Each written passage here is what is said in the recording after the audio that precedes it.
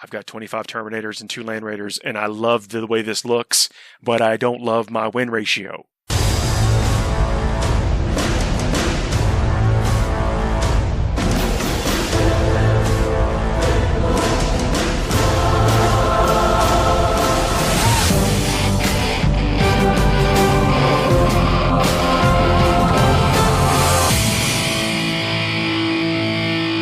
Welcome to the FTN show. Hey everybody, welcome to Forge the Narrative. My name is Paul, your host. I'm joined tonight by Red Powell. Hello. Adam Camilleri. Hello. And Tanya Gates. Hi, everybody. We are the Bone Lost Souls podcast. Thanks for joining us. Thanks everybody for listening and tuning in. We are still, hot on the Dark Angel secrets right now. I know it's Dark Angels. They got lots of secrets. But let me tell you what is no secret. This book is good. It's ridiculously good, in my opinion. I think it's... So I had this perception. From the index, because the index was quite good. Like, the index was really very good. So I had this perception, it will probably stay about the same, but it'll get more well-rounded. Like, the Ravenwing and the Greenwing stuff will get better, lifted up to, hopefully as good as or worth considering against the Deathwing stuff.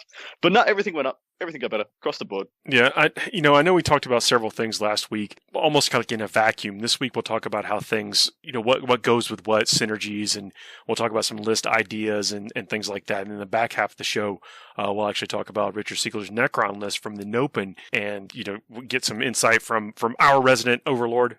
Is that your Necron title? What do you got, Red? Ulyss technically took the title at the last actual LVO, but I'm still rocking Silent King, actually. So, okay. Or I'll take Triarch. Triarch. We'll go Triarch, our resident Triarch.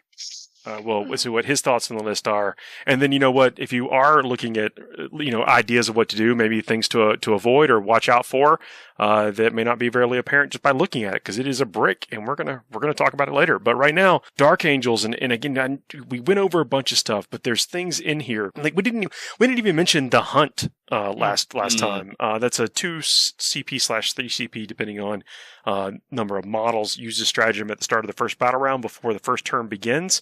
Select one Ravenwing unit from your army. That unit can make a normal move as if it were your movement phase, but must end the move more than 9 inches away from enemy models. If both players have this, you figure out who does it, first or whatever. But, whereas, like, Forlorn Fury was really good for Death Company. It got changed to now very similar, have that 9-inch exclusion thing. But for either one of those units, it's not a big deal, and the Ravenwing can have really good shooting. Well, I'm actually, most of my armies, I guess maybe not some of my team lists, but a lot of my armies are going to have something in my army to make use of this, because I feel like it's too good to leave at home, especially seeing as it can be used on things that are OBSEC, because that's the difference between that and the Fallen Fury. You're slinging across super ultra uber killy Death Company. This one you're slinging across, very agile, mobile, essentially OBSEC units a lot of the time, unless you're doing things like Black Knights or one of the characters. Well, something that you can give an invulnerable save to, something you can exactly, a big fat unit you can use to out OBSEC somebody else's OBSEC kind of thing. I mean, there's a lot of potential to get up a point or two early in the game. Yeah, stop people putting up banners is the biggest one I can think of, because you got a decent, even a 5-man unit of bikes at full coherency, nose to tail can probably cover 2 objectives in some missions, and thereby stop your opponent putting up 2 banners. That kind of stuff is game winning at the end of the game. Yeah, I guess you're right. When all things being equal, the person that edged out a couple of points from the other guy gets out ahead, and you think this is worth it. I mean, if your opponent's picked a secondary, you can deny top of turn 1 or deny them getting points from or keeping up with you. I think it's a very, very powerful thing to have in your arsenal. On top of that, it allows you to get essentially a double sling, as I like to call it. So there's another strat to essentially double move. Yeah, full throttle. Full throttle to double move. This is essentially, if you're going first or at times possibly second, this can be a double move. The other way I really like thinking of it is just as a redeploy. Like, so you don't actually leave your deployment zone. You just have like a deny flank going on. You look like you're deploying here, blah blah blah. They deployed across from you. Now you switch to the rest of your army deploying on a different side, and then you pay the CP to get that part of the army back to the rest of the army before the game starts. Oh, that's slick. I think that's pretty cute. Yeah, in the full throttle you're talking about uses stratagem in your movement phase after a Ravenwing unit from your army advances. That unit immediately makes a normal move up to 12 inches. but is not eligible to shoot or declare a charge with this turn. So yeah, still very good for like what I was saying before, like slinging around, denying primary, messing people's secondary options. So this codex is very good, guys. It has a bit of everything. I was looking at some of these things. Anytime you get that, like Space Marines, most of them have the ability to put something special on a sergeant. They put a special issue war gear of a certain type on a sergeant, and every time I see that, I'm like, is this going to be the thing that finally makes aggressors good? The answer is probably still no, but well, tough crowd. Yeah, they don't have the range. It's like they just don't have. They need a little bit. I think they need a little to be pushed a bit, but they do have this master crafted weapon option here. When you give a model this relic, select one weapon that model is equipped with. It can't be a relic or whatever. Add 1 to the damage characteristic of that weapon. It's considered to be a chapter relic. So I mean, like a sergeant with 2 damage bolt storm gauntlets. I am a fan of that. I'm a fan of that also on the Black Knight's flail to get that thing to 3 damage. Each swing of that can kill like, I don't know, 3 guardsmen or whatever. That seems pretty sauce. Was it ever decided if a weapon had multiple like profiles, like a melee and a shooting attack, is this +1 damage on both of them? Yes. I mean, then you got Power Fist with 3 damage. Of course, because the Bolt Storm Gauntlet is the same as the Power Fist. It's one weapon, yeah. Yeah, so you have 2 damage bolter shots. It'll be 6 2 damage bolter shots. Is that correct? Is that what we're saying? Yeah. Oof. Yeah, that's not bad. I mean, they can be buffed up by the various, relevant doctrines, and the Dark Angels actually have some doctrine manipulation as well, like not like across the board. They can. Yeah, they've actually got a huge amount of doctrine manipulation. To be honest, there's Brilliant Strategist, which is the Warlord trait. Warlord trait. Yep. They've got what's it called? There is one to do tactical appraisal, I believe, is what you're talking about. Sorry. There's tactical guidance. And then there's tactical appraisal. Use this stratagem in your command phase. Select 1 Dark Angels unit from your army within 6 inches of your Warlord. Then select 1 Combat Doctrine. Until the start of your next command phase, for the purposes of that unit, treat that Combat Doctrine as being active for your army instead of the active Combat Doctrine. You can use this stratagem if every unit from your army has the Combat Doctrine's ability. And of course, there's the one in the basic Space Marine Codex that gives you all doctrines for that turn, for that unit for 2 CP. Or is it 3 CP? I think that's we can check, but I think it's a 2. And you may be thinking about Wrath of the Lion. Use this stratagem in your command phase if a combat doctrine is active for your army. Until the start of your next command phase, each time a Dark Angels model from your army makes an attack with a weapon specified by the attack active combat doctrine on an unmodified roll of a 6, improve the armor penetration characteristic of that attack by 1. This is cumulative with the bonus for the active combat doctrine. It's once per game as well, isn't it? Because I think you would build armies around doing this every turn if you could. It says you can only use this stratagem once. Yeah, so I mean, they got a ton of ways to manipulate the doctrines, which is, it's powerful. I can tell you, just as a Blood Angel player, it's very powerful when you can do it once. And these guys, as we covered in the last episode, they have a doctrine that something to do in every doctrine. They get something special in every single one of those. Yeah, it's interesting that that they went from a Dev Doctrine dominant chapter to what now I believe is an Assault Doctrine dominant faction. Dev Doctrine, you can build into it a lot, and I think I'm probably going to, because I think it's the most flexible one, but the power is in that dev so the Assault Doctrine one. The rerolls to wound against vehicles, characters, anything above 8 wounds, to be honest, is just really slick. Oof. So we're talking about giving them the Raven Wing the Invulnerable save. High speed focus, use a stratagem in your opponent's shooting phase when you allocate a ranged attack to a Raven Wing vehicle model for that until the start of your next turn. The model has a 4+ invulnerable save against ranged attacks. Where I love this is on a Dark Talon that doesn't move. You put it into hover so it hits on 2s, and then when they try and shoot it, you still got a 4+ invulnerable save. Very, very nice and cheeky, very cheeky. Yeah, there's so much power here, and it's got me thinking, like, and we'll talk about list building tech in a second, but it's got me thinking, it's like, I think you need a librarian also. I think you want a librarian, and then I think you want 3 powers from the librarian, and so you're going to take Ezekiel, or you have to take 2 librarians. Oh man, you hit. I can't tell you how many conversations I've had with folks on Ezekiel just in the last couple of days even. You just tell them to take Ezekiel? Well, there's a lot of debate, right? Because, do you think that he's an auto take? Is he something that you have to get in there? And I personally, the more I've thought about it, the more I've talked to some folks, I really do think that he has a lot of play and a lot more flexibility to offer the army. But I'll tell you, and I don't not in a bad way, but I think that the Dark Angels struggle trying to fit in all of the characters that they really need. I think that it's a serious dilemma in list building as to which characters you want to do what for the army. But I'm left saying that I really do think that Ezekiel offers so much with those psyker powers. That comes back to a concept that I prescribe to called setting your intent. Like you set the intent of an army before you start writing the list, and then do your best. To homes, got to get them get these psychic powers. But in what way? Is your intent to be by causing disruption and chaos, turning off buffs and auras and things? In which case, yeah, absolutely. Like the way Zeke plays is undoubtedly the way to go. But then you set the intent. Hey, I want to have a mobile castle. I want to be able to move. I want to be Ravenwing specific. In which case, Ezekiel's not your guy. Firstly, he's Deathwing. Secondly, he moves Deathwing. He actually has Deathwing built into him already. Which is actually really cool because he can be your HQ in your Deathwing Vanguard to get all the inner circle and the first company goodness. But what I'm saying is I'm trying to craft a list at the moment, and the intent is to be super ultra crazy mobile and to not stop moving the entire game, never stand still, never move less than 12 inches. And he just doesn't get a place. Like a chief librarian with a jump pack is just better because he can keep up. But yeah, I think it's all about stating your intent because in any Deathwing core, which I think is the best, most competitive build for them, is to have a core of Deathwing in there. Ezekiel is, you're right, he's bordering on auto take. He's just so good. Well, and also I think that, I'm also predicating this, kind of tongue-in-cheek recommendation, the fact that there are 3 really good powers in the Enterromancy discipline.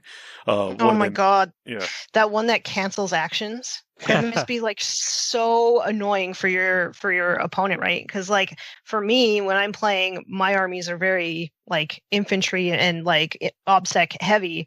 If you can just come in and turn off my actions and turn off my obsec, I'm that's my entire strategy. Thank you.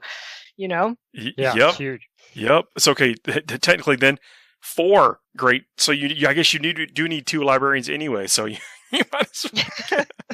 Well, so that's it. So Mind Worm unit suffers 1 mortal wound until your next psychic phase. In a fight phase, that unit is not eligible to fight until all other units in your army have done so. Cast on a 6, 18-inch range. And then there's Trephination. It's a Witchfire. If manifested, the closest enemy unit within 18 inches invisible to the Psyker suffers D3 mortal wounds. If the result of the psychic test was greater than the leadership characteristic of the enemy unit, the enemy unit suffers 3 mortal wounds instead. So it's a double smite. I mean, well, you smite and then cast this, so you effectively got 2 smites out of one character. The engulfing fear that you were talking about, you subtract 1 for leadership characteristics of that unit. Unit cannot use objectives obscured or any similar abilities allow them to control an objective marker, regardless of the number of enemy models. If the result of the psychic test was equal to or greater than the unit's leadership characteristic, that unit cannot perform actions. If that was currently performing an action, then it shuts it off. And then Mind Web. That's the one that turns off auras. I mean, those are amazing psychic powers. It's all debuffing, which is so in keeping with the Dark Angels, which I am a big fan of. You just debuff. And yeah, they're all worth taking for different situations, for different things. And I just think I can't see myself not playing a Libby, really. I can't really see myself not playing a Libby, which is nice because a lot of times Space Marine librarians have gone a little bit out of fashion. I don't see them a lot of the time. Maybe taking Tigerius if you're playing Ultras, because he is very good for Ultras. But apart from that, Space Marine psychics were crazy powerful in the last codex. You'd see one, with your Iron Hands would have a librarian to give +1 save and all that goodness. But yeah, as of right now, I don't see many of them. So it's going to be interesting to see them back on the board. Maybe that changes. And and with the changes I've seen to things like a Bore the Witch, I think it's kind of prime to get a single bespoke psyker back in your list. Yeah, I think there's so much utility, and I'm a big fan of disruption and having the denies. But let me, if we can, do one step over here and talk about the Warlord traits that we really didn't talk about last week. I know you just mentioned Brilliant Strategist, but there's the Ravenwing and then Deathwing traits, and there's 2 traits you can pick from in each one of those things, but I think there's just a clear winner, and I'll talk about it here. So in the Ravenwing, there's the lightning fast reactions. So by the name, you can kind of guess what it does. Each time an attack is made against this Warlord, subtract 1 from the attack's hit roll. This is always good. Yeah, especially on something like a Talon Master. If you want him to be going out doing solo actions and getting work done, maybe with the Heavenfall Blade, he's going to be taking a bit of fire. He's going to get a lot of attention. This is a really good way of keeping him safe. Yeah, and that's attacks, regardless of the source. So it could be a shooting or a punching attack, and it's still -1 to hit, increasing the odds of its survival immensely. And then the Deathwing have one that's watched, and get ready to have your mind blown. Once per battle, in your opponent's psychic phase, this Warlord can attempt to resist one additional psychic power, even if it is not a psyker, and even if it is not within 24 inches of the enemy model manifesting that psychic power. So wouldn't that be cool by itself? But when taking that Deny the Witch test, do not roll the dice. It is automatically passed. Mm-hmm. Oh, It's an auto turn off. Auto, sorry, your best power, that thing, that was that. See you later, warp time. Oh, so good. No warp time for for you. Warp time to go off to win this game. That's a shame. Yeah. Rough. Don't care about range. Don't care about dice. Just, you know what? That psychic power is getting infected for free. Yeah. That's a perfect way of saying it, mate. Because So that's what it powerful. is. Just a vect, free vect. Maybe you paid a CP for it at the start of the list creation or start of the game or whatever. But yeah. That's actually a good point. Amazing. Wouldn't you always pay that 1 CP to stick this on somebody? You would. Yeah, If you have the slot, I pretty much would. Why not, right? It just seems like... There's a really interesting one here that's kind of something a mechanic we haven't seen before. Stubborn tenacity. So when this Warlord is destroyed, if it does not explode, you can use this Warlord trait instead of using anything else that would be used, when something dies. The Warlord is not removed from play until the start of your next turn or the end of the battle, whichever one comes first. Until that happens, it is considered to be in play, but any further wounds the Warlord would lose is lost.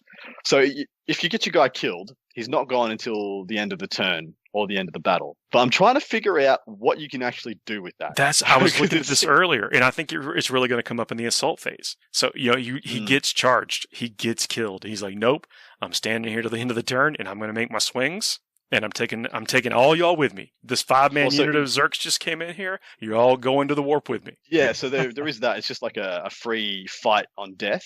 You can, if you want to look at it like that. Or it's... the other way of looking at it is it's a positional thing. It's more than that. It's scoring. There's all kind of stuff. Start of your next command phase. So that could be, you could have, because you score something. You could score things like engage at the end of your turn. That guy could be getting engage points. That guy can be getting line breaker points. It's a lot of things, a lot of mechanics, but I'm not sure if it's worth the opportunity cost. Like you got to kind of build a unit to make use of it, and I'm not quite sure what that dude is. I don't know. So Ezekiel has this as his Warlord trait. So, but I don't know how we would really get the most use. I mean, again, maybe he's hanging around to deny. He gets smited down or something, or shot, doom bolted down or something in the psychic phase, and he's like, I'm just going to hang out here and pop my denies off. Yeah, the other one I was thinking of is what will be the most hilarious thing is you take it on Ezekiel, he dies perilsing in his own turn and is still there to shoot and charge and actually have a combat. Yeah, it's the most ridiculous thing. Like he's half dead, his brain's hanging out, and he's like, off we go to battle, boys. He didn't hear no bell. It's pretty good. Yeah, exactly right. But so positionally, it can do some really cute things. A lot of codexes still have fight twice and still have things like attack, like move after fighting or pile in doubles and things like that.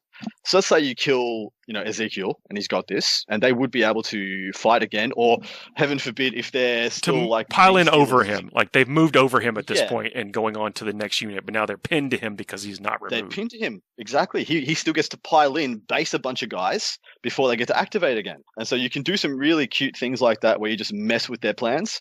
And I think that's so far in my head, that's the best mileage I think you're going to get it from it.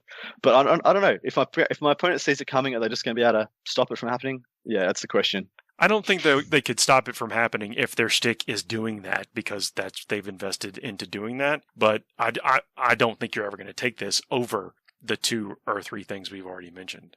Yeah, look, in all honesty, I think Brilliant Strategist is the best one there. The manipulation is so potent. Yeah, maybe that's it, and you're always just 1 CP, or you always get additional Warlord if you can take it for the Deathwing, for the Watched. Yeah.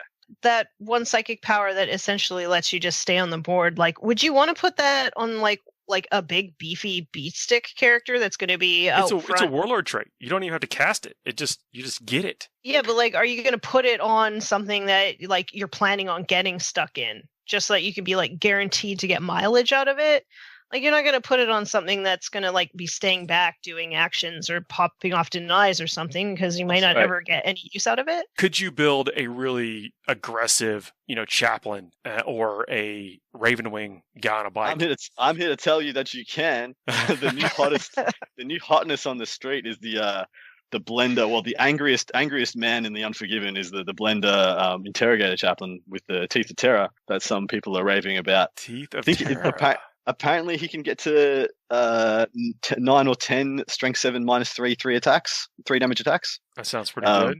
So, because interrogator chaplains work a little bit differently, they're the super special secret source of Dark Angels.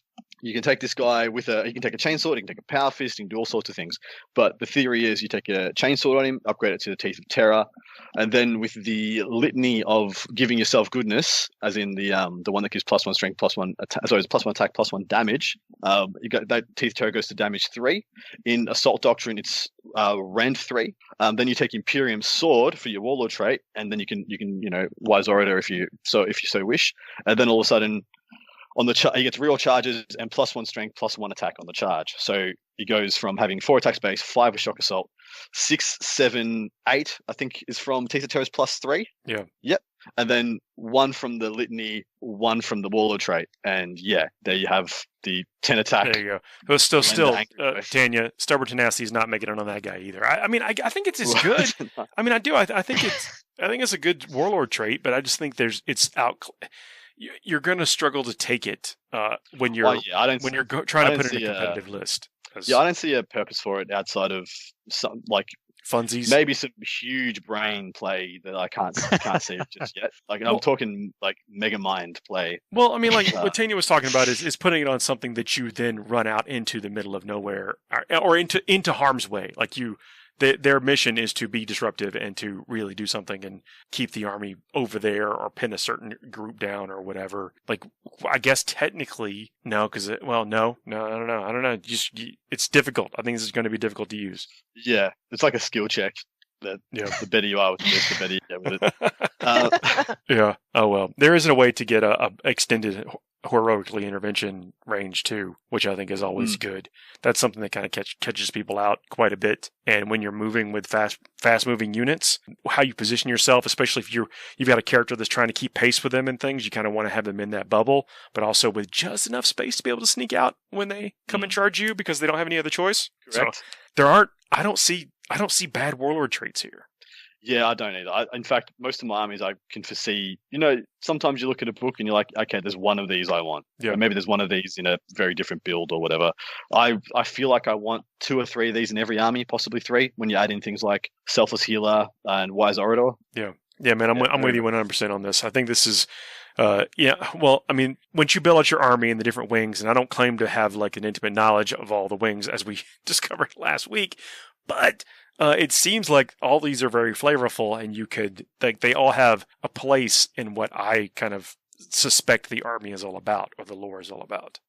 Yeah, as it's been a theme. I think GW are knocking it out of the park. Things feel like they're factions again. I think 8th, 7th, everything felt like nothing. Like there's nothing played like it. Yeah, played like you felt it would. Everything just did stuff, and you just found the best combination of the stuff that made you feel happy on the insides. Yeah. Like depending on how much fun you felt like denying your opponent. So last week we talked about how Samael and the Talonmaster has never really been a super popular choice, and one of the comments that we got was that in the edition where that was probably the best it's ever been, the close combat characters were valued more than shooting characters. Sure, but he was still a darn good shooting character. Yeah, I'm with that. And I have to agree. I said so. I guess there was both versions were really good, and then the comment went on to say it's like, and sometimes that's just been overlooked because him on the current model on the bike is just so darn gorgeous, and I can't argue with that because I think that's an amazing model. Like that's been a good model for a long time, and I think it still holds up. Yeah, I think so too. So I guess talking about army list, with everything we've talked about are they're like they're like the finishing touch. They're the little lapel pin, the ties. You can put them on anything. Like, what do you build the army? Like, what figures do you put in the army that you then hang some of these awesome stats and strats on. So, well, I guess it really just depends on your flavor, and I think that's the real gift that this codex brings. You want to take Ravenwing? Take Ravenwing. It's a good army. You want to take Deathwing? It's a very good army. You want to take Greenwing? It's a very good army. It's just you're just going to get rewarded whichever way you go. I'm going to just go. I'm not going to go on any limbs here. And after talking to numerous competitive Dark Angels players, I think we're all the consensus that like forget that the patrol and the battalion exist. And just either pick whether you want to start with the OBSEC Vanguard units or the OBSEC Outrider units. And most of us are of the opinion the OBSEC Vanguard units are too good at the moment. The Terminator, the perma transhuman puts them over the top across any metric you want to measure anything by. Yeah. And the fact that they've got OBSEC now is just an absolute cherry. Well, so then what's the ratio? And that's really, I think, what maybe a bunch of listeners and players want to know is what is the ratio between Deathwing Terminators and Deathwing Knights? Well, so Deathwing Knights don't get OBSEC, so it really is a much of a muchness whether you want to take them or not. They did lose their sweet 6-inch deploy deep strike ability, so the best you're going to be able to do from reserve is a 7-inch charge length to a Chaplain's Litany, which is still nothing wrong with that. But yeah, I think you want to be looking at the two kind of non-negotiables for me is to have 1 to 2 medium to large Terminator units that get OBSEC, preferably 1 10-man and then a 5-man or a 5 or 2 10-mans, and then you combat squad them into the ratio that you feel like. Some people like homogenous Thunderhammers and 5 Thunderhammers, 5 Lightning Claws, and they can be split into 5 or 5 or 3 and 2, 2 and 3, regardless. I'm personally a big fan of half shooty, half melee. I really like having 4 Storm Shields, 3 Lightning Claws, and then 3 dudes be shooting, 2 of those having Cyclones. And then if you want, you keep the whole brick together and give it we haven't even talked about the -1 damage relic, which is a brain bending thing to have in your possession. But yeah, that on that 10-man Terminator brick is I don't want to go out on a limb and say it's not obnoxious, but good God, it is frustrating.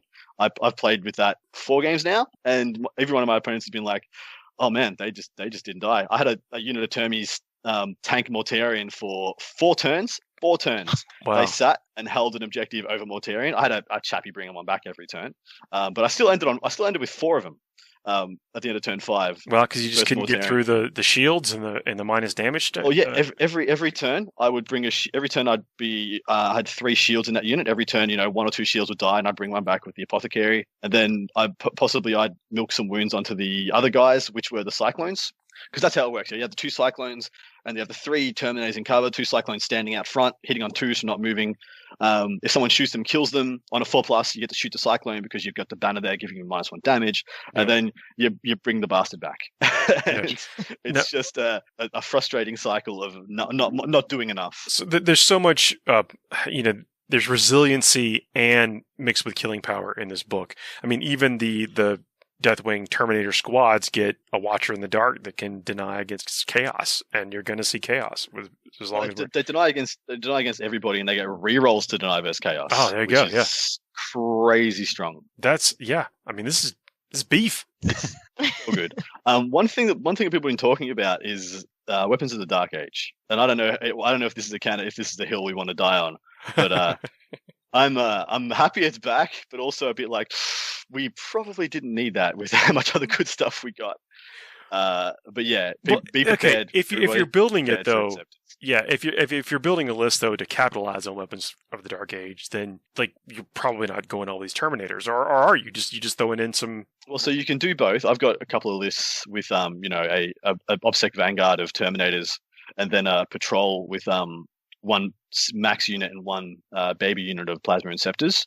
But here's the thing with the Weapons of the Dark Age and with Inceptors in general for Dark Angels. I was taking 330 plus 175. Anybody can do the math for me. So a lot of points of Inceptors, and then I was taking almost that many points again in buffs for those Inceptors, and so it was polarizing the whole list to have them in there. So for some people that's unpalatable. For me, I actually think it's unpalatable. I'm going to start trying to trim back every possible buff that I can give them back to the min amount I need to do them, because they overkill everything. Do you mean you're taking characters to specifically build them up, like with rerolls or something? Like, what are those points that you're investing in them to make them do what you think their job would have been? Yeah, so I was actually trying to tick them up to 1-shot Morty. That was the whole premise, was to see, hey, how many buffs do I need to put on these guys to one-shot Morty.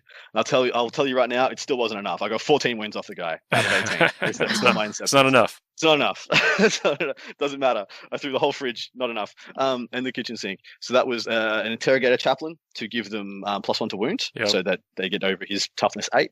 That was I actually had a Redemptor Dread in there to give them reroll 1s for a few of the Ancients, but you could, for the same points, you could have a Captain in there or a Chapter Master. I had a Talon Master in there for reroll 1s to wound. I had a Land Speeder in there for +1 to hit, because that's a 2 CP strat you have. A Land Speeder just sits up in his seat and goes, that guy right there, boys, and for 2 CP, everyone in the entire army gets to +1 to hit against him. So I was getting rid of Morty's -1 to hit for miasma. Mm-hmm. So I got +1 to hit, +1 to wound, rolling 1s to wound, rolling 1s to hit, 2 CP for weapons of the Dark Age, 2 CP to after the deep strike be able to put a litany on that unit, because that's it was 1 CP because he was a Master of Sanctity. And then we jumped everything into this guy and did 14 wounds. And I think I got overs. Sorry, that was 14 wounds with everything. That was with 2 Talon Masters that were that same Redemptor, everything shooting into him. I think I did 10 or 11 with the Inceptors. So and that's a lot of points in that. So I think I take out the Redemptor, I think I take out the Interrogator Chaplain, and I just try and run that same thing with reroll 1s to hit, 1s to wound, and don't do anything else. Because you think by the time you stack on Weapons of the Dark Age and maybe just one character you were taking anyway, that it's enough. You have not not meaningfully increased their output. Well, they didn't. So all those extra points and everything I put into them didn't kill Mortarion, which was the premise. Yeah. So they overkill everything other than Mortarion. Got it. Okay. Yeah, there's the extra. So I can save like 300 points on that. That's the price of the Redemptor, the Interrogator Chappie, and the Land Speeder, the baby Land Speeder I had in there. Put 10 more Terminators in there. Exactly right, man. Get a whole nother unit or something. And you know what I'm a real big fan of? Blade Guard. Oh yeah. Put it out there. They've got perma-transhuman now, and the rerolls to wound against characters, vehicles, monsters, anything over 8 wounds on those strength 5 -3 2 damage. Mwah! You think the fact that they come nice. with they got the Primaris body, the Primaris attacks, and then the Storm Shields and a decent power weapon? Yep, and they're perma-transhuman now, so they're only wounded on 4s and can't fail morale. It's quite nice. But I'll Debbie down that one in that, unfortunately, just like you kind of said, this -1 to damage mechanic ends up being a huge deal. And while they're great, they got a ton of stuff that stacks into it, but that 2 damage Relic Blade, unfortunately, just ends up suffering to the proliferation of -1 to damage right now. You're absolutely correct on that. I still think they're good enough that you take some. Sure. I like taking a 6-man, taking it for while we stand and splitting the unit using the combat squad, and then use 3 of them on a mid-board objective, and then maybe back them up with the other 3 if I really need to. But I still think they're worth taking. But you're right, their melee power is on the decline. I'm still really high on a bunch of different things. One thing, so this is me wish listing, but I wish they'd thrown a bone. I wish they'd thrown a bone to Land Speeders. Like I wish Land Speeders got the OBSEC treatment as well, just because I think they're just going to be a shelf sitter without it. They haven't got. Yeah, absolutely. Someone was asking me about especially like the new Land Speeders, the Primaris Land Speeders. Yeah. And unfortunately, like why would you not just go back to the bikes with the OPSEC and everything, right? Yeah, it's a bit maligned. I mean, they got an undeniable buff in the fact that they now have a standing invulnerable save that they get all the time if they move. That's undeniably good. You can't give them any rerolls. You can't make them OPSEC. You can't all the things this game is built around you being able to do effectively and efficiently. They can't do. I don't want to say it gives me a bad taste because I've got so much good taste in my mouth that it doesn't even touch the sides. But it does. I wish I could use my guys. I'm going to find a reason and a way and a means. But it's there's big shooty power, right? Like you can give some of the relics in the special issue war gear to land speeders, like to vehicles. Like Talon Masters can get some special abilities. And our Talon Masters are my bread and butter. I run Min2 in every single one of my squads. There's some of these relics say even though they're a vehicle, you can specifically give it to these guys. So like damage to assault cannons. That doesn't seem too bad.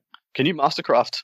Can you mastercraft a vehicle? I don't know if you can mastercraft the vehicle, but Okay, here's the Arbiter's Gaze. This is the one I was thinking about. And sorry, I don't want to lead you astray with the. This is amazing. Yeah, no, you can't. It has to specifically say you can take it on Talon Master. Yeah. But Arbiter's Gaze, dude, read it out. It is plum. It is so nice. Each time the bearer makes an attack, a hit roll of 2+ is always successful, including when firing Overwatch, irrespective of any modifiers or abilities that the target may have. And then the next point is, each time the bearer makes an attack, the target does not receive the benefits of cover against the attack. It's such good value. Yeah. And then I was thinking about the Heavenfall Blade. This is the D2 thing. Ability, you can give the Ravenwing Talonmaster this relic, even though it's a vehicle. It's a Heavenfall Blade, +2 strength, -4, AP, damage 2. Each time the bearer fights, it makes 1 additional attack with this weapon. Very nice. Yeah. So, I mean, you can beef them up a little bit. Bolts of Judgment. I'm not a big fan of the Bolts of Judgment thing, but because it's like a single attack. But it's a select one bolt weapon. Each time the bearer shoots with this weapon, you can choose for it to fire a bolt of judgment. If you do, you can only make 1 attack with that weapon, but the attack has an armor penetration characteristic of -2 and a damage characteristic of 3 when making that attack unless the target is a vehicle or a monster unit. A wound roll of 2+ is always successful, and you can give that to a Talonmaster. Yeah, look, it's not bad. I think all the best bolts are the ones that buff other things in your army and not trying to do damage. Like, I don't think knock it down or something. Yeah. I don't think Space Marines struggle for finding ways and means to do damage. I like the ones that do cheeky stuff, like limit movement, give rerolls here or there.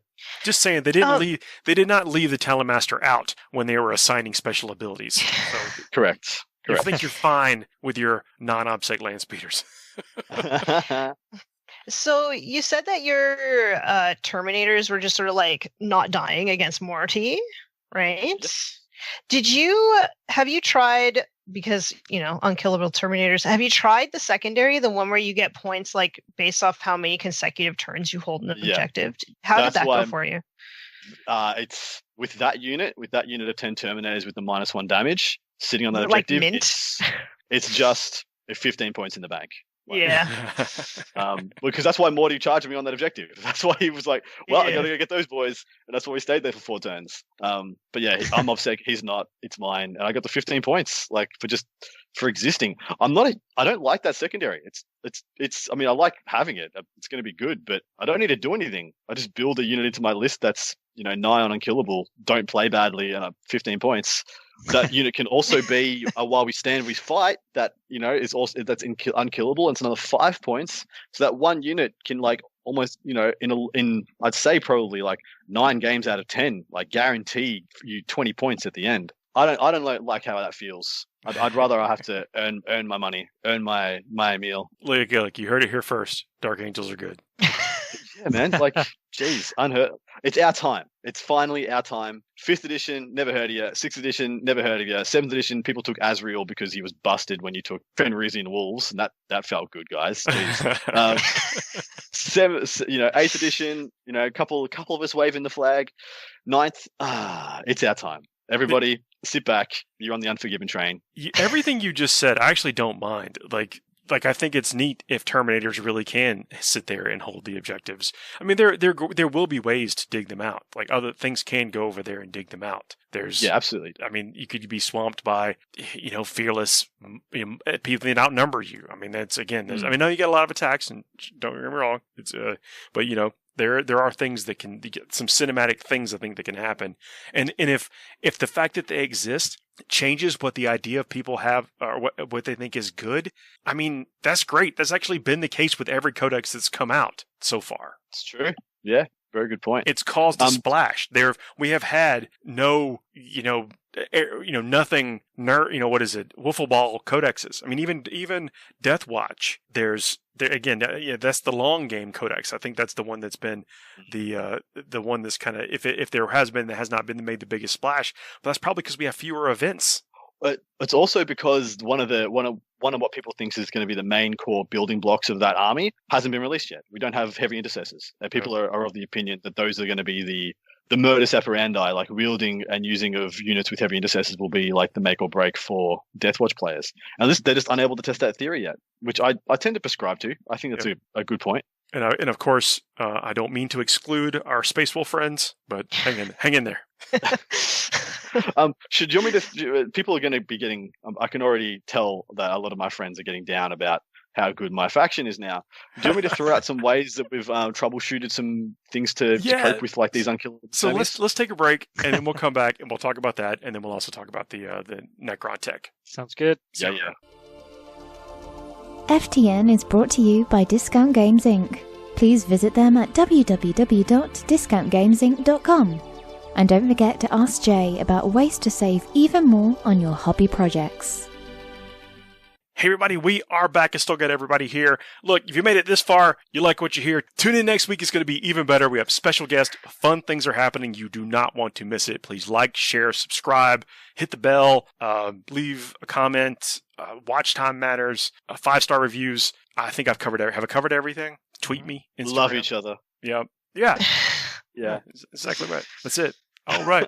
So yeah, we're talking about ways. So we've been discussing how amazing the Dark Angels are, and I'm cool with it. I think that if you've been a fan of this faction for as long, like they have definitely kind of gotten the short end of the stick in many things, and they just never, they didn't play quite always like you wanted them to do. Like, I know plenty of people who had Deathwing armies where it's like, I've got 25 Terminators and 2 Land Raiders, and I love the way this looks, but I don't love my win ratio. Mm. You know what I mean? And this is, I feel like you're going to, you need smart play. You need to take good secondaries. You need to, know the fundamentals of 40k, but now you can hang with the type of list that you want. And what is not to like about that? Yeah, what's not to like about Terminators getting their day in the sun? Like, the idea that this Deathwing thing has been a core like pillar of the lore for 3 decades. Mm-hmm. So whatever, they're good now. All right, let's see some on the tabletop. Let's play an edition where the Dark Angel player gets to relive some of these moments, like why you built the army in the first place, kind of thing. It's true. And just for some people at home who might be scratching their heads about ways and means of getting by this, I want to put it out there right now. Orc players, if these Terminators become the bee's knees in a scene on every tournament table, you guys are in the prime driver's seat, because the best mechanic for getting around that transhuman is a smasher gun. I haven't found any unit apart from a smasher gun that messes up my termies as well as a smasher gun. And so that's D3 shots. Hit on 4s can be rerolling 1s if you take that the Grot Doctrine or whatever it is, the Grot clan, and exploding 6s for Daka Daka. But you wound on toughness, don't wound on a wound roll. So all you got to do is on 2d6 roll a 4 or better, which translates into wounding me essentially on 2s, which is, I can tell you, it's quite a little bit better than everybody else wounding me on 4s. So, or wounding these Terminators on 4s. So yeah, dust off your smasher guns if you put them away, because they're one of the best tools in anybody's army for dealing with these guys. The next one is things that spike mortal wounds. I'm thinking like Admech Electro Priests in combat, just good old T-Suns or Grey Knight's Smitey goodness. These guys will get a 6-up feel no pain against that from an Apothecary assumed. Maybe they pivot into taking Lazarus and they get a 5-up at best, but that's still a very good way of getting rid of extremely hard to kill, extremely expensive Terminators. And lastly is anything that gives you rerolls to wound. Ultramarines actually have a rerolls to wound ability. That's really, really quite potent, as do a bunch of other things. So yeah, if you can find rerolls to wound, things like Lightning Claws, anything that can give you rerolls to wound will just double the amount of wounds you're going to get. Or sorry, put them up by a third. So yeah, those are the mechanics I'd be hanging my hats on. If you've got access to those, start chucking them in your tournament lists if and when we ever able to go to those again. That's you actually just listed out 5 or 6 armies that exist. I mean, that are things that people play. Like Smash Guns were in the the earliest part of the edition.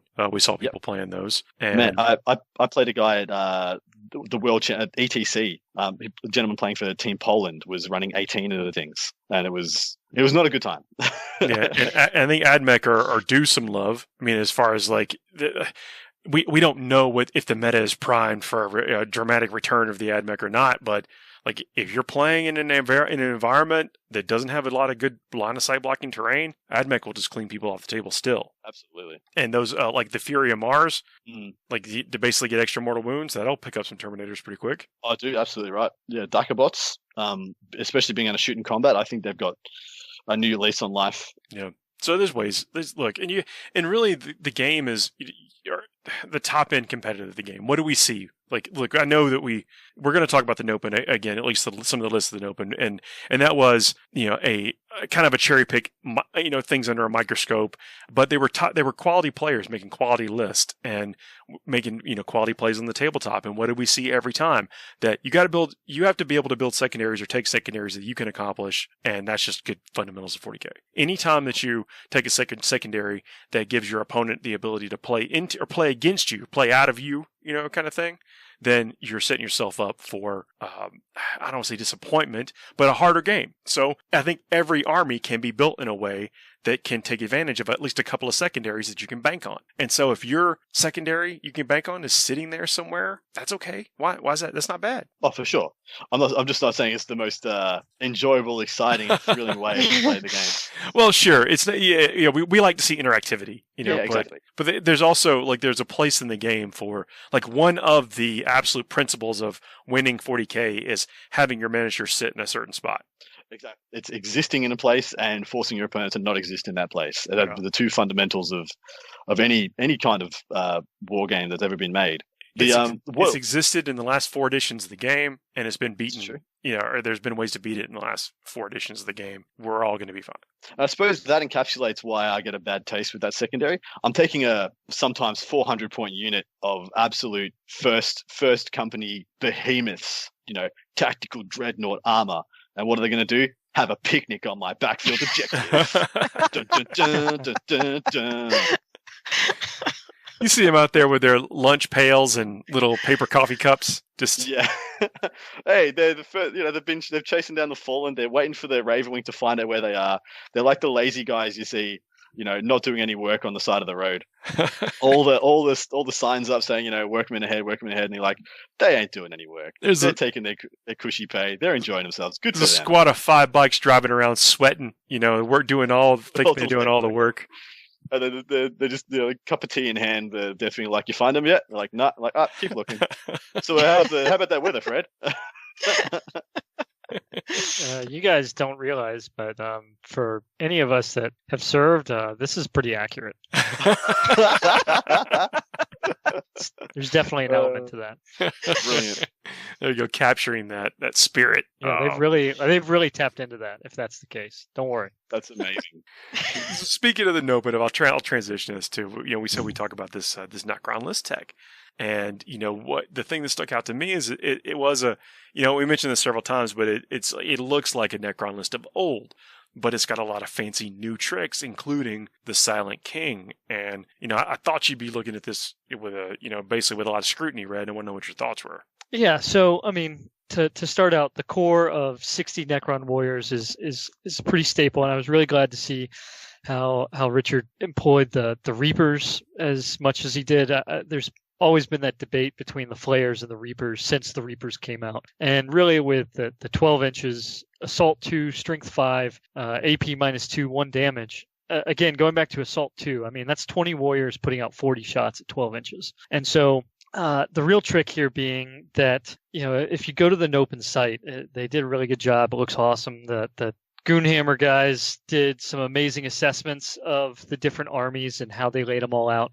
And there's this... for Siegler's list, they rated him as a 2 out of 5 for ranged power, and I really think that there's some maybe misunderstanding in exactly how those Gauze Reapers play out, because when you've got 40 shots coming out of a Necron warrior squad, and understanding that it's 12 inches, so maybe that's a little bit defeating the ranged concept. Maybe they were talking about actually distance range and not just the fact that this is a ranged weapon. But that's a lot of firepower, and then the fact that they're hitting on 2s in most cases, and and Richard brought a Lord, so some of them were re-rolling 1s, and there's a lot of accuracy to that. And Strength 5, AP -2, 1 damage is no joke. I mean, we were just talking about the Dark Angels and Terminators and Blade Guard. Sure, they're still wounding on 4s, but that's enough volume to really chew through a squad like that. And so I just wanted to touch on that core of 60 warriors and just how, it's not just got some somewhat alarming firepower. It's also really durable in a lot of cases. Obviously there's things that you can put on the table to combat that, but if you aren't really tied into that, the durability of those Necron warriors can catch you off guard arguably more than even their ranged capabilities. And so then what really, obviously kind of as we talked about him enough, and I know I know you have all those fond memories of painting the Silent King. As a centerpiece model, I mean, really, he just brings so much to the force. And so taking the core, the 60 warriors, and then how that ties into the rest of it, I mean, Rich had 2 chronomancers to offer up 5-up invulns across the board. And then he had the Lich Guard, which had the hyperphase swords and dispersion shields. And so that's like the closest thing to Necron Blade Guard, more or less, right? I mean, they've got essentially the dispersion shields are storm shields, and they're 2 wounds, and they reanimate and whatnot, and they're murder machines when they're close to the Silent King. And so it's this really good deal and those warriors can spread out, and the Silent King can give 2 of them the My Will Be Done benefit. And so I agree that after that there's not a ton of ranged power, but beyond that, I mean, all that synergy wraps up into those warriors, and you really have to get rid of those to get them off the board. I think a big thing being here that Richard took Novoke, which in a lot of cases, when you look at the Necrons, unless you're looking at the Scorpec destroyers and the Lich Guard, and he didn't have really that many melee oriented units outside of the Lich Guard and arguably the Scarab swarms he had. There's just not a lot to it, and so bringing Novoke kind of gives you some benefits to tag into, even with the warriors, that you can take advantage of in a melee scenario if you find yourself there. Personally, I still really like I think it was also, if I can jump in, I think it was an inevitable that he was going to find himself in that situation, because just of the presence of the warriors, like they are this. I mean, he called it, I think, the Silver Tide, and that's exactly what it was. It's like they're going to they use their physical presence to screen out the king, so nothing gets to it until he's ready for you, until he's eliminated everything that could potentially threaten the Silent King. That's right. Yeah, and so you understanding that, I think there goes into it, and I'd argue that one of the most, it looks at a glance maybe to the unfamiliar, the command protocols are what appear to be a clunky mechanic. In my opinion, I feel that it's really more of an unused or an unfamiliar, just an unpracticed mechanic. Because, so the Necron command protocols, you have to set those up at the beginning of the game, essentially anticipating how you're going to be playing the rest of the game. And so if you get it wrong, a protocol could be set up in the wrong order, right? Because there's like a movement one, there's a defensive one, there's a melee one, there's a range one, there's a one that plays into reanimation protocols, and there's one that plays into allowing you to fall back, for example, and still shoot. And so where you place them, so like, am I going to be likely in melee combat in this turn versus this turn? Do I want all the benefits? So like Novoke gets all the benefits of the melee protocol versus just having to pick one or the other. And so do I want that, do I expect I'm going to be here versus here? Because obviously it makes no sense to put your melee protocol up front when you're not going to be in melee in the first turn, so on and so forth. And so being able to tie that in and tag that where it goes, there's a lot to that, I think. And so I think all Necron warriors, regardless of what dynasty you take, just like you said, Paul, and what Richard said, you have to accept and acknowledge that you're going to likely be in melee at some point. And so how do you tie in? And that's where, some folks have looked at bringing a warden, which he gives the ability to essentially tag a squad that allows them to fall back without any penalty and still shoot. And so, there's some other benefits to that. I think Richard's list really tied into that. And while, it wasn't necessarily a metric for Goonhammer on like a scale of 0 to 5 on vanilla, I mean, this is like a solid maybe 3.5. And I don't mean that in the worst way possible. I recommend, I'm all about 60 warriors and reapers, and I really like the Silent King. I think that you have to lean forward into him, and I think Richard did exactly that, and I thought he did really well. Having watched his performance along the way, I thought it was really. I wasn't sure. He played against a heavy, like fast-moving assault-based list, and I wasn't sure I was going to work out. Sure. Well, and that's, so against some of these assault armies, they can really blender up the Necron warriors easily enough. However, I'd say some of it being that, especially if you're using the Scarab Swarms correctly, and no doubt, and the Crypto Thralls, right? They kind of sneak up on people. It's these two little, bucket-looking guys just come out of nowhere, and suddenly you've got 12 attacks out of 2 guys that are just tearing through people. I was outraged. I was like, they're just little cute, keg butts. They're not going to do any harm. Oh, God. Yeah, when Wally hair. goes wrong, right? Yeah. So it was definitely there's a lot of awesomeness to it, and I'd recommend, if anybody's sitting there trying to figure out what to do with Necrons, this is definitely a really good place to start and kind of grow into your own from there. I think that this is the best template out there, especially with the Silent King. For myself, I've enjoyed the Silent King. I've had him there and painted him up and all. I've kind of moved into a different, that was probably the one thing for anybody that might have surprised them, was that there's no Satan in the list, right? And so the Nightbringer, understanding the Nightbringer in the last FAQ went up by 20 points.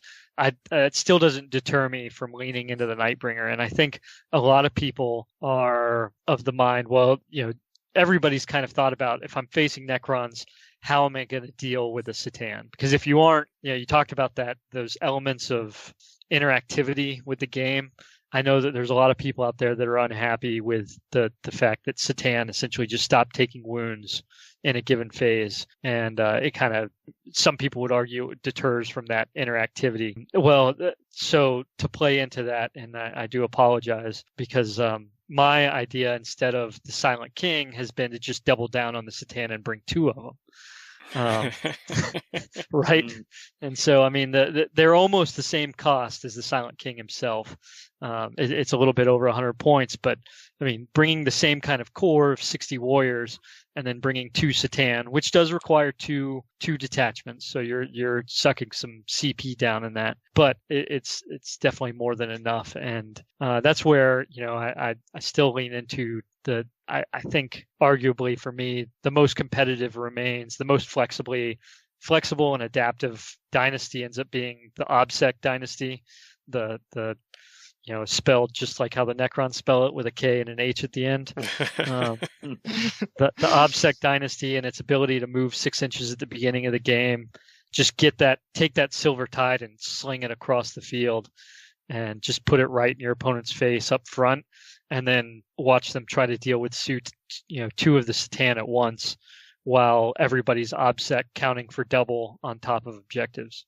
Now that's where we go back into our conversation with Dark Angels, and you get that guy that's able to turn those abilities off, and you start getting a little scared. But it's not I think the Necrons could weather it. We'll see. I mean, it just seems like a very durable list. It seems like I don't want to say it's easy to play, but I think it may have the list itself, the fact that you can count on the way the bodies of the list function. Like, I think there's a lot of tricks, and even that choice of the dynasty and like when to enact stratagems. And we saw like one thing that was ultra clear about this tournament is that like familiarity with the list really mattered. Oh, absolutely. We have nigh on unequivocal proof that if you have built your list, you'll be better with that list than some guy who's just picked up his list. Doesn't matter how good the list you just picked up is, he or she or whoever. The list that the pilot makes the list. So I'm not saying that you can take this list and be the LVO champion or anything like that. I'm saying that the bodies and they walk. You got these. You're dealing with zones of control.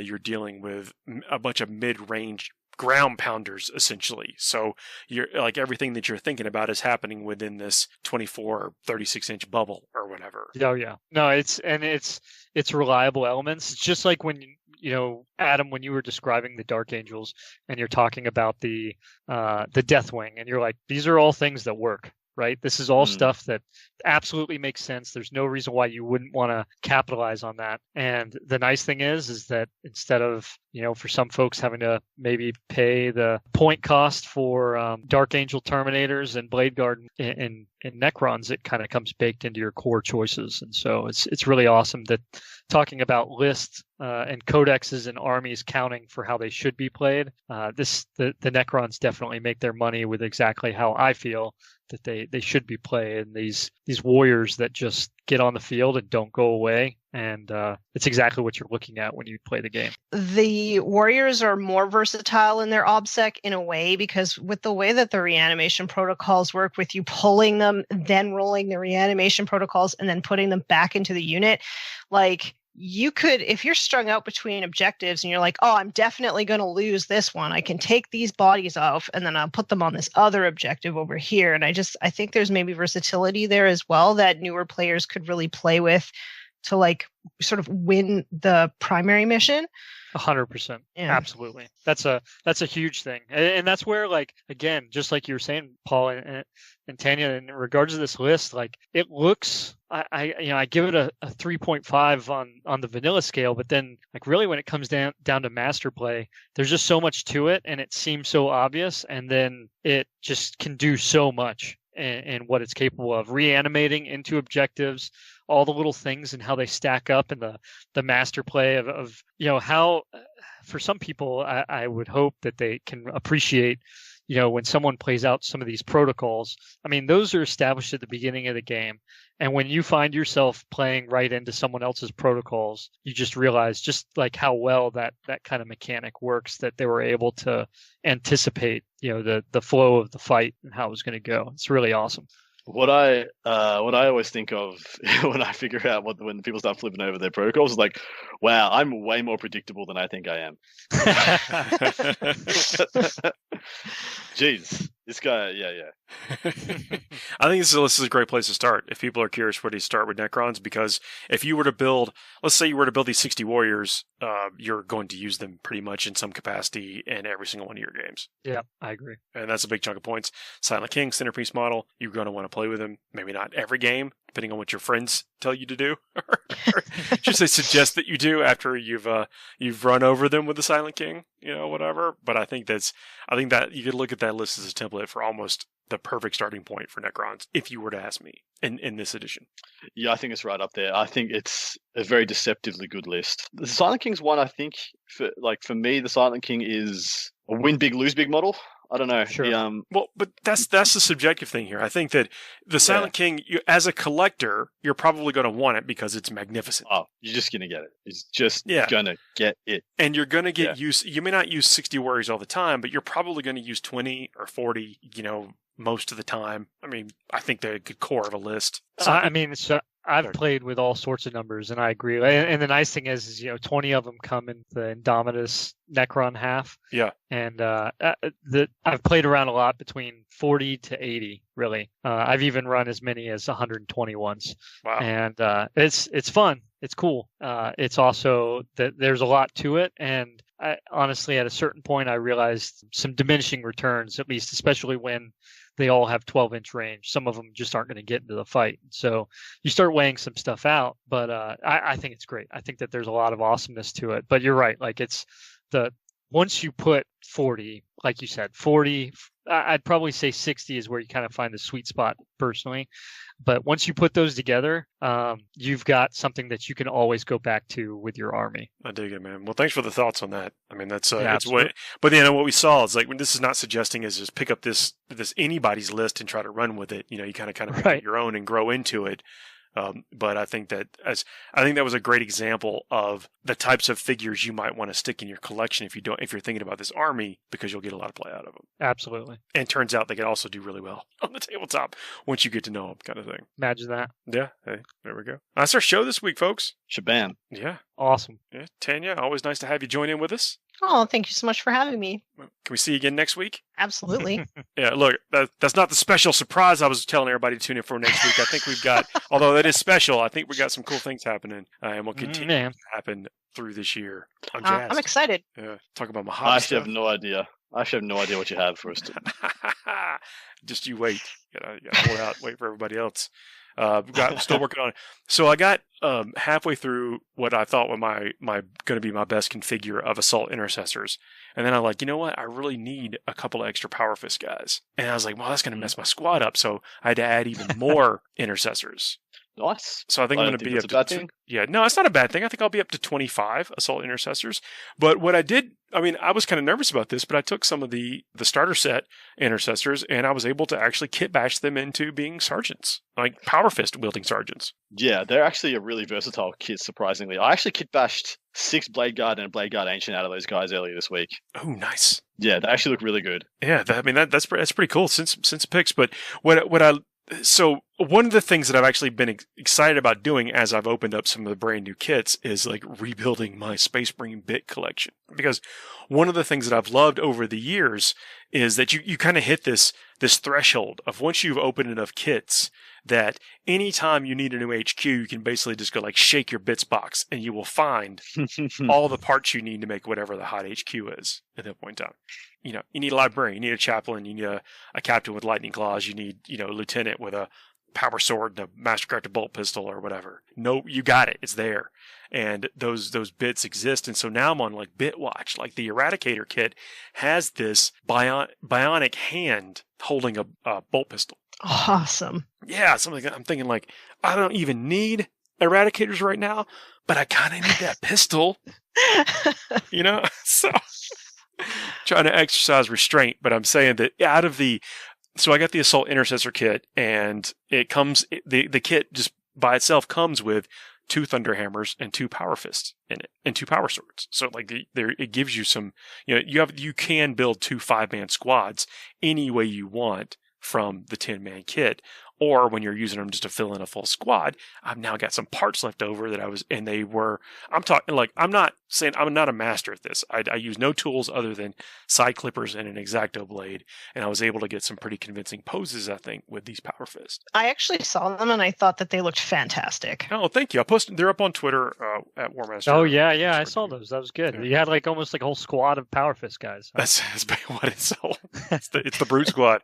But I don't, to give, like with these easy build models, I don't glue the heads. I actually clip the little stalk off the head to give me a little extra posability in the neck. And so you don't have to fit it in that slot because the head covers the hole. No one's going to see that you didn't do that.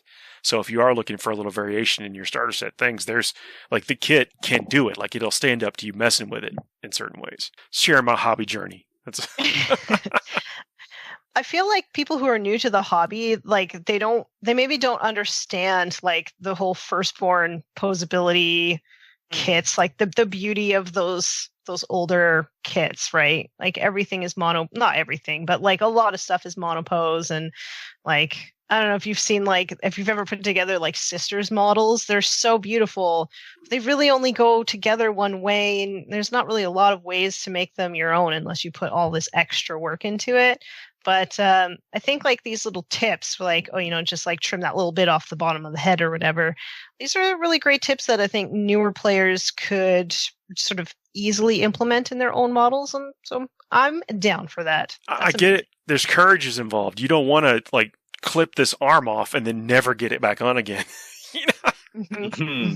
There's some of that, but because with the hard thing about the easy build things is that the shoulder and the shoulder pad is connected to the arm.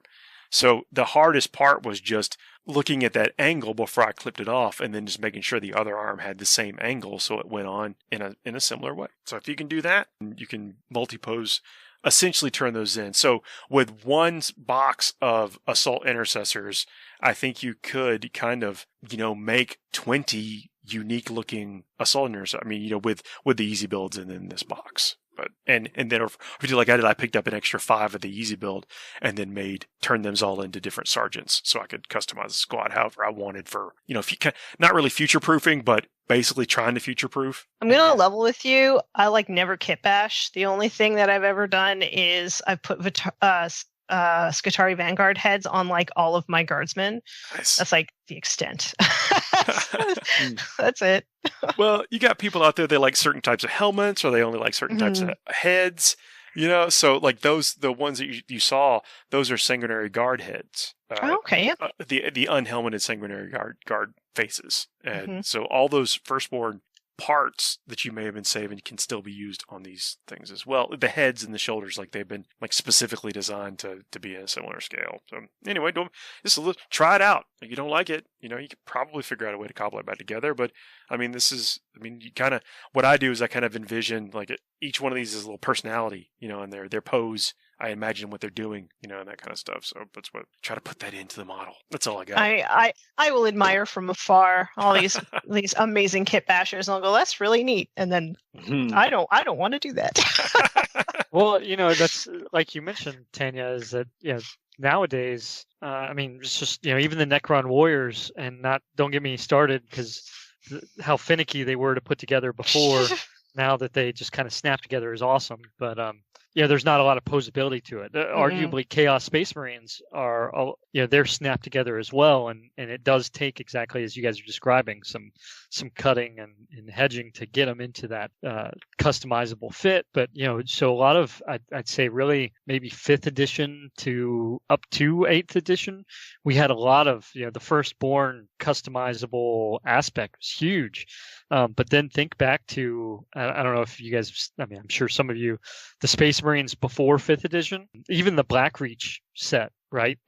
Or the another good, the Dark Vengeance set, the Dark Angels that were in there. They're all monopose. They're all like one pose. There's no customization to them, and so it's like we had this development as GW was getting, they're getting the whole injection mold and everything underway, and this ability to do that. But then, it's just to different people's preferences. Think about how that has adjusted over time, and why GW has gone to these easier access snap fit. We saw a lot of that 8th edition when Dark Imperium released. A ton of those models were just snap together, ready to go kind of stuff. And so it's been interesting to kind of see how the hobby has progressed over time for sure. Mm-hmm. Well, kit bashing is attainable. It's fun. It's fun. Well, we could lead off on that. We'll see some kit bashes and some bit watch on the next episode. Man. We'll see what's up. Well, that is officially some bonus time. It's not officially wrapping up. Oh, thanks for hanging in here with us. Thanks for tuning in this week, and we'll see y'all next week. See you then. See ya. Bye.